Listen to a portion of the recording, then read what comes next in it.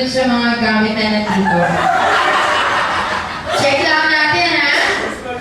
Kanino po yung jacket na blue? Jasper. Kaya suot mo ba ito kanina? Hindi.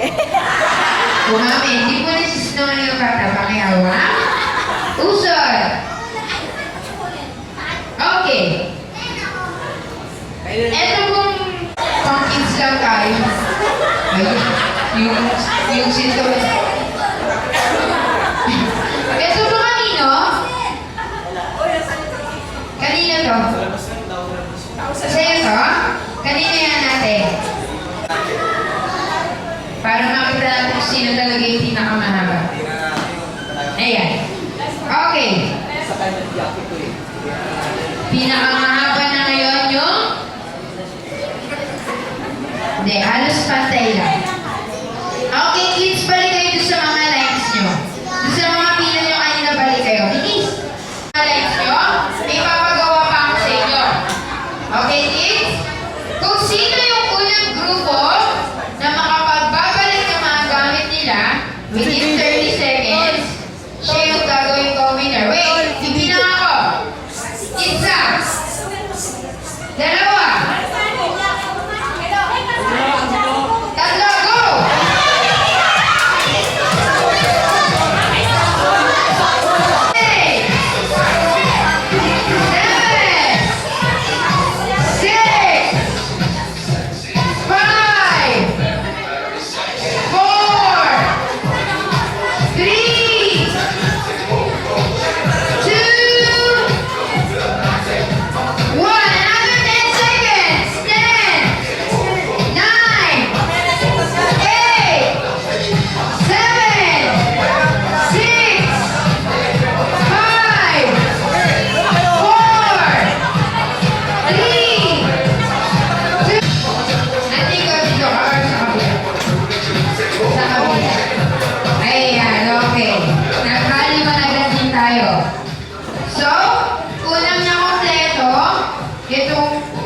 Grupo na nasa right side. Pero pakalaman po natin sila.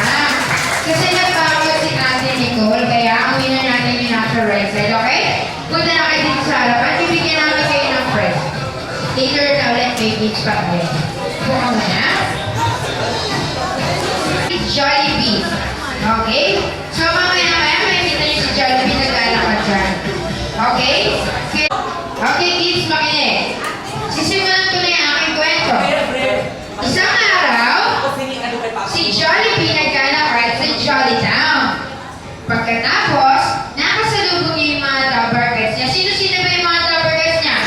Si Hetty, si Popo, si Sam, at si Curly. Ayan, nakasalubong si Jollibee at yung kanyang apat na Dubbercats. Ngayon, ang sabi ni Jollibee, Dubbercats, tara punta tayo sa birthday party ni DJ.